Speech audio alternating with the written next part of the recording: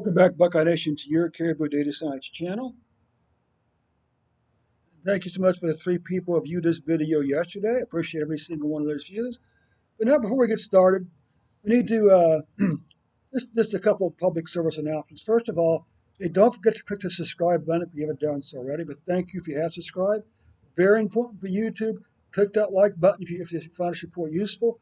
And third and most important of all, click on the share button. Share this video on Facebook and Twitter today. You can also copy and paste the link to this video into an email or text message and share it with your friends and family that way. Before we get started, we need to remind ourselves of the anomaly in the dating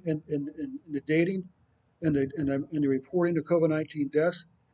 Back in February, as you recall, the governor's office stated that the number of COVID-19 deaths were undercounted by close to 4,000 in the fourth quarter of 2020. Interesting enough, there didn't seem to be a problem of COVID-19 with cases being undercounted. Interesting enough. So the governor's solution was to take the missing numbers from 2020, from the fourth quarter of 2020, and add them on to February 11th, 12th, and 13th. All right, and this is what those numbers look like. Completely dwarfing everything that came before. So our solution was to replace these 3 numbers with the average number of deaths by day. And that's what these 3 numbers sure look like. This is a much closer fit than before. These may be a little low, but that's all right. We'll just run with these here, okay? Summary statistics, descriptive statistics.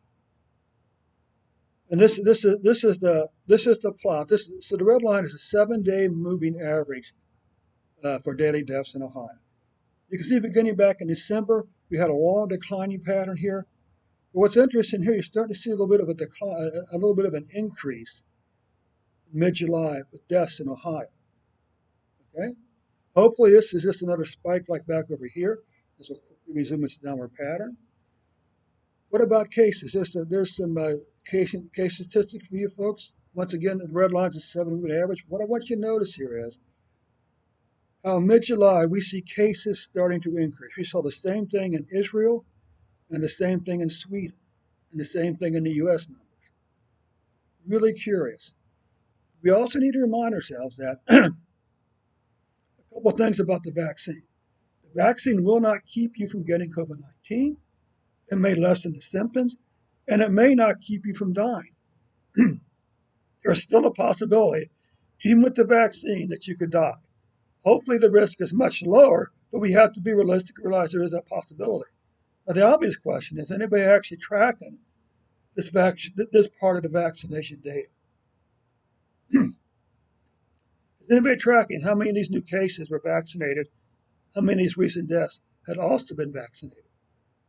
Because we're about 8 to 9 months into the vaccination program in the U.S., okay? So anyway, Buckeye Nation, that is your conclusion. That is your report for today. We'll catch you Sunday with a new and updated report.